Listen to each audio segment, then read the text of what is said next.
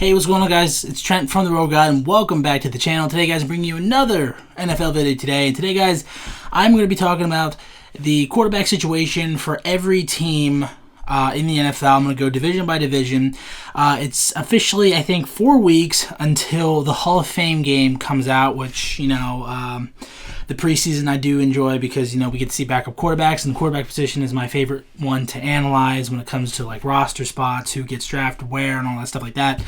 So I decided to do a video talking about each team in the NFL's quarterback situation, who they have and what chances they are of making the roster, and who they had before and all that stuff like that. So without further ado, let's get right into it. So today we're starting with the AFC East. Before I start the video, there's going to be a video today on Thursday. Then you're going to get one every Monday and Thursday. So Monday, Thursday, up until the Hall of Fame game. And then I'll probably do a prediction for that. It's not gonna be much. I'm not going to do a prediction for the preseason. But anyway, so yeah, here we go. So the quarterback situation for each team, we're going to start with the AFC East. Let's start with the team who won the AFC East last year, the Patriots. Now, something I found interesting when I was looking at the Patriots quarterbacks, all the quarterbacks they have are late-round picks. The highest is the fourth round, which was Jarrett Stidham. Now, currently the Patriots have Tom Brady, who was a sixth-round draft pick, Brian Hoyer, who was undrafted, Danny Etling, who was drafted in the seventh round last year, and then, Jarrett Stidham, who they drafted this year. Tom Brady, don't really need to worry about him. I mean, he's still playing at an incredible level. If he gets injured, it will kind of suck for the Patriots. I mean, if he gets injured, it's pretty much done for their season, pretty much since all the guys behind him, Brian Hoyer's not really that good, but Brian Hoyer, I think in the future will possibly be a coaching candidate. The Patriots like Brian Hoyer for some reason. I'm not sure why. I mean, he was originally picked up there as an undrafted rookie free agent way back when, and now he's back with the team. And Bill Belichick likes him for some reason. I mean, he's good with a clipboard. We know that. I mean, they obviously like him for a reason why they've kept him around for these last 3 seasons. So, but he is going to have a little competition with Danny Etling and Jarrett Stidham. Brian Hoyer, yeah, I expect him to be a head coaching candidate maybe in the future sometime. Or may end up on NFL Network, something like that. That's where I expect his career to go. But I am rooting for Danny Etling and Jarrett Stidham.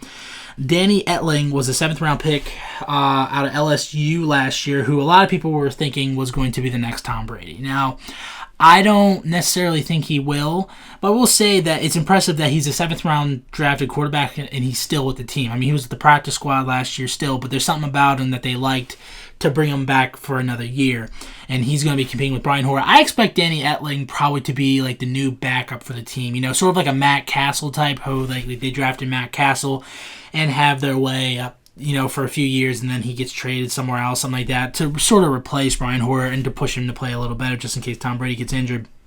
I do expect him to be that way, though, sort of a new Jacoby Brissett or sort of a Matt Castle. Probably not as talented as those guys, but maybe someone who's it'll push Tom Brady a little bit more. I mean, obviously, we're going to our next guy, which is Jarrett Stidham, who a lot of people liked.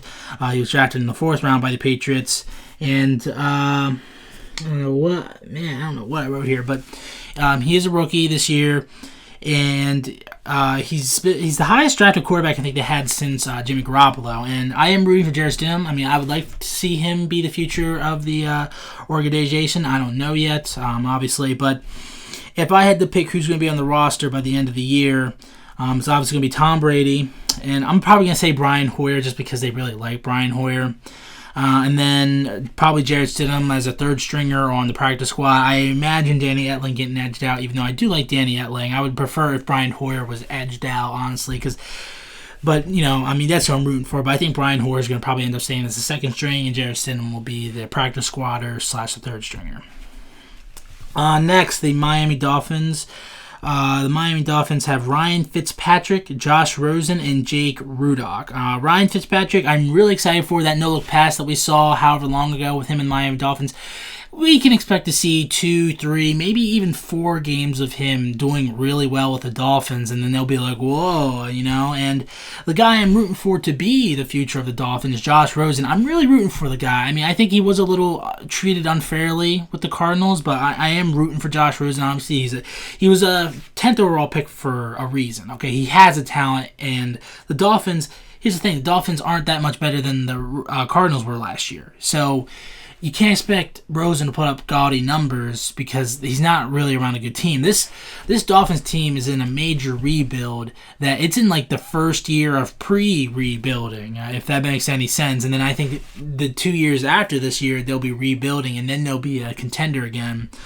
But Josh Rosen, I am rooting for him to be the guy for the team because it'd be cool to have Josh Rosen, Josh Allen, and Sam Darnold, all those quarterbacks from that draft class in the same division, and have all the quarterbacks from that draft, the top 5 at least, all in the same conference, which would be pretty cool. But yeah, I'm rooting for Josh Rosen.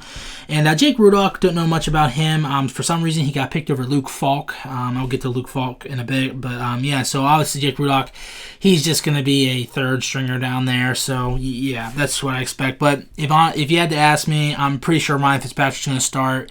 He'll probably win maybe 3 games this year, maybe 4, and then Josh Rosen hopefully will get a chance because I don't want them to tank for Tua, really. I think Josh Rosen is the right answer. I mean, hey, like it's like all those people were saying he could be the Brett Favre of that team. I would really love to see that. So I am obviously rooting for Josh Rosen, but I also do like Ryan Fitzpatrick too. I mean, he's been on 3 AFC East teams alone, and that's kind of impressive too. Next, the Buffalo Bills. Buffalo Bills have Josh Allen, Matt Barkley, and Tyree Jackson. Josh Allen, I expect to have a big year. He's probably the closest rookie, I would say, to being like Carson Wentz. And, I mean, he really does have a huge arm. He's incredibly athletic, so really rooting for Josh Allen. Matt Barkley, he was brought in last year. He helped them win a game whenever Anderson wasn't that good and Josh Allen was hurt. So they obviously signed him to, like, I think a 2-year extension. And I like that as a backup quarterback option. Then they have Tyree Jackson, who they got from Buffalo University, which I really like this pick. He's big. He has a lot of raw talent, and I think that's what the Bills are sort of hoping for in a third-string quarterback, because I expect him to be a third-stringer this year. He has a lot of raw, untapped talent, but he also could be used as like a Taysom Hill-type player, you know, like that third-string option quarterback who can do a lot of things, maybe, I don't know. We'll see. He might be too big for that, maybe, but I'm still rooting for Tyree Jackson. Hopefully he has a good career. And then finally, the New York Jets. They have Sam Darnold, Luke Falk, Trevor Siemian, and Davis Webb. Sam Darnold, again, I think is going to have a big second year, along with, having Adam Gase and, Le'Veon Bell, Jamison Crowder, and all that. So hopefully, I am rooting for pretty much any team that's not the Patriots, And I do really like Sam Darnold. Luke Falk, who they got from the Dolphins. The Dolphins got rid of Luke Falk. I think he's going to be like John Wolford was last year with the Jets, where he's just a fourth-string guy who they're just going to test him out, and then if he ends up not being that well, they're going to kick him off. Because I think the other 2 guys below him that I have, Trevor Siemian and Davis Webb, will probably beat him, because the Jets usually have 3 quarterbacks on the roster, and when you count in Darnold, I expect Trevor Siemian and Davis Webb to edge out Luke Falk. Now, I do think that there is going to be a quarterback position, and it's going to be interesting between Trevor Siemian and Davis Webb, because I think Davis Webb could have been the next starter for the Giants if they weren't so Eli Manning-y, So, they canned him, and then Davis Webb got edged to the third stringer for the Jets last year. But I think he's going to be battling hard for that second-string position. I think he is a good quarterback and probably will be a pretty good backup in this league if he's given a chance. Trevor Siemian, he was from the Vikings last year. He was a former Bronco as well. I'm rooting for Trevor Siemian, too. I like him. It's just going to be a quarterback competition between Siemian and Webb. I expect Luke Falk to probably be out. At the very least, maybe he'll be on the practice squad, but I'm not too sure. And I don't know. It's really close between Trevor Siemian and Webb, who will be the backup quarterback. I'm going to probably assume it's Siemian, maybe, just because he has more veteran experience, and they would like to have a veteran guy behind Darnold immediately. I think that's probably how it'll go, but I have no idea. But yeah, so that is the quarterback situation for each of the AFC East teams. I know this first one was definitely, I was a lot more stricter with my words, I guess. I was more like talking like a commentator instead of being like free will, sort of being like, yeah, so I think this guy's going to do that, I think this guy's going to do that, everything like that. But yeah, if you had to make me pick which team has the best quarterback situation, the Patriots maybe, but although when it comes to backups, I would say maybe the Bills probably have the best backup with Matt Barkley, but then you have Dolphins with Ryan Fitzpatrick, Rosen switching in there, and then you have the Jets who have Darnold, Siemian, and Webb. But yeah, I'm really excited for the AFC East this year. Can't wait for the preseason to see these guys get their chances, see who can win their battles. Thank you guys so much for watching. Remember, there's going to be videos on every Monday and Thursday up until the Hall of Fame game, talking about each team's AFC or each team's quarterback situations. Thank you guys so much for watching. This has been Trent of the Rogue Island, and I'll see you guys next time.